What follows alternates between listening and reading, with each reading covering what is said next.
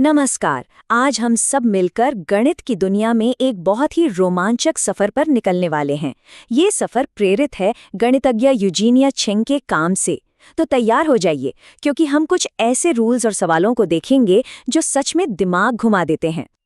अब ये कैसी शुरुआत हुई? मुझे एयरपोर्ट से नफरत है। सुनने में थोड़ा अजीब लगता है ना? पर यकीन मानिए, ये लाइन गणित की एक बहुत गहरी सच्चाई को समझने के लिए एक कमाल का उदाहरण है।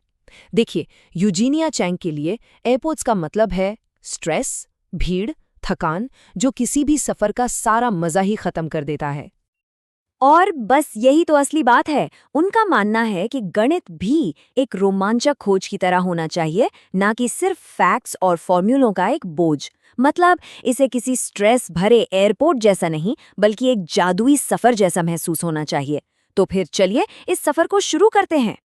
तो इन्फिनिटी यानी अनंत को समझने के लिए हमें सबसे पहले गिनती की दुनिया में वापस जाना होगा और उसे एक बिल्कुल नए नज़रिए से देखना होगा। अब गिनती तो बहुत आसान लगती है, लेकिन असल में यहीं कुछ बड़े मज़ेदार राज छिपे हुए हैं। एक काम करते हैं, थोड़ी देर के लिए जोड़ना घटाना सब भूल जाते हैं। इसकी जगह चलिए चीज़ों की जोड़ी बनाने पर फोकस करते हैं। बस इतना सोचिए कि हर उंगली पर एक हुला हूप रखा जा रहा है। अगर हर हुला हूप के लिए एक उंगली है और कुछ भी बचा नहीं है, तो इसका सीधा सा मतलब है कि उंगलियों और हुला हूप की संख्या बराबर है।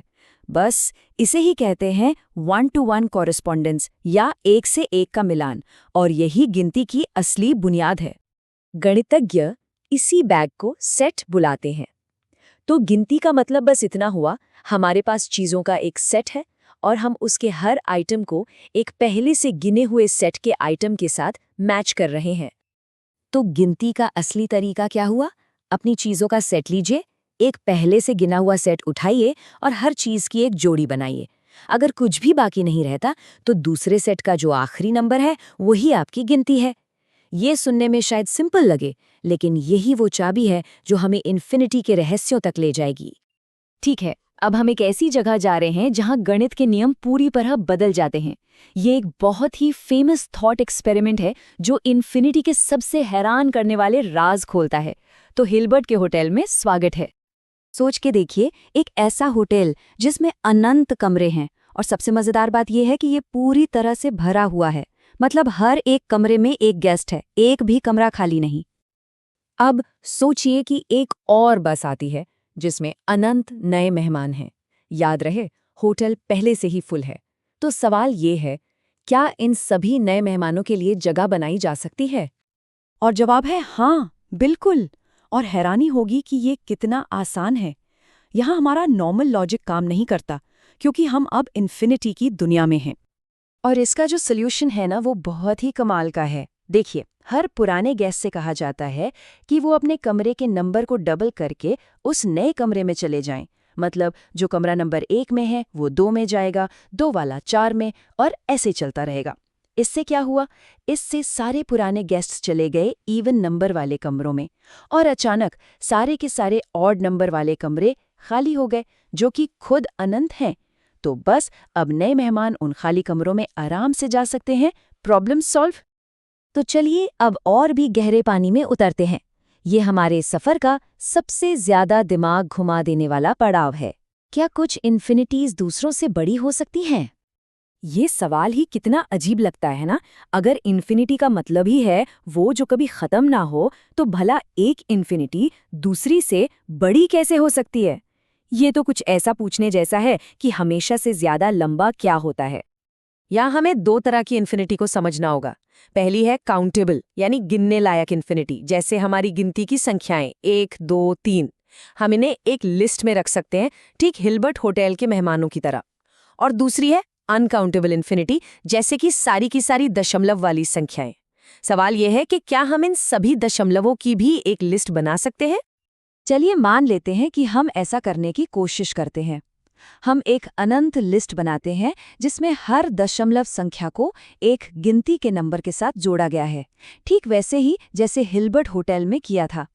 और हम ये मान लेते हैं कि इस लिस्ट में दुनिया की हर संभव दशमलव संख्या शामिल है। अब आता है कैंटर का शानदार डायगोनल प्रूफ। अब हम एक ऐसी नई संख्या बनाएंगे जो हमारी इस पूरी लिस्ट में है ही नहीं। तो देखिए ये होता कैसे है। हम अपनी लिस्ट के पहले नंबर का पहला डेसिमल डिजिट लेते हैं और उसे बदल देते हैं। फिर दूसरे नंबर का दूसरा डिजिट लेते हैं और उसे भी बदल देते हैं। फिर तीसरे नंबर का तीसरा डिजिट, समझ रहे ना? और ये पैटर्न हमेशा के लिए अनंत तक चलता रहता है। तो सबसे ज़रूरी बात क्या है?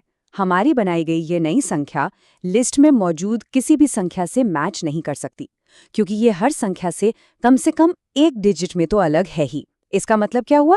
इसका मतलब है कि हमारी पूरी लिस्ट असल में अधूरी थी। हम हमेशा एक और संख्या बना सकते हैं जो उस लिस्ट में ना हो, और नतीजा ये है, दशमलव संख्याओं की इन्फिनिटी गिनती की संख्याओं की इन्फिनिटी से कहीं ज़्यादा बड़ी है। लेकिन रुकिए, कहानी अभी खत्म नहीं हुई है।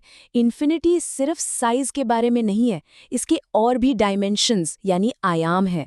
ये सिर्फ एक सीधी रेखा नहीं है, बल्कि एक पूरी दुनिया है। इसे समझने के लिए एक बहुत आसान सा उदाहरण लेते हैं। एक वन डायमेंशनल दुनिया में, जैसे कि एक ट्रेन की पटरी पर, किसी को आगे पीछे से ब्लॉक करके आसानी से फंसाया जा सकता है।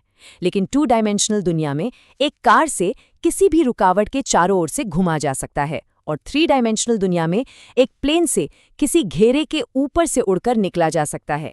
हर नया डायमेंशन बचने का एक नया रास्ता खोल देता है। और ये सिर्फ फिजिकल दुनिया के बारे में नहीं है। सोचिए, अगर चौथा डायमेंशन समय हो तो समय में ट्रैवल करके किसी 3D जाल से बचा जा सकता है। या अगर चौथा आयाम रंग या संगीत हो, डायमेंशन एक ऐसा आइडिया है जो हमें मुश्किलों को एक बिल्कुल नए नज़रिए से देखने में मदद करता है। और आखिर में ये हमें एक बहुत गहरे सवाल पर लाकर खड़ा कर देता है। गणित की सबसे अजीब बात ये है कि वो हमेशा मौजूद रहता है, चाहे हम उसे देखें या समझें या ना समझें। इसे समझना सिर्फ प्रॉब्लम सॉल्व करना नहीं है, बल्कि ये हमारे सोचने के तरीके पर भी रोशनी डाल सकता है। और बस इसी एक सवाल के साथ आज की बात खत्म करते हैं। अगर इन्फिनिटी यानी अनंत के भी अलग अलग साइज होते हैं, तो फिर किसी चीज़ के हमेशा के लिए होने का असली मतलब क्या है? ऐसा लगता है कि कुछ हमेशा दूसरों से ज़्यादा लंबे होते हैं। इस पर सोचिएगा ज़रूर।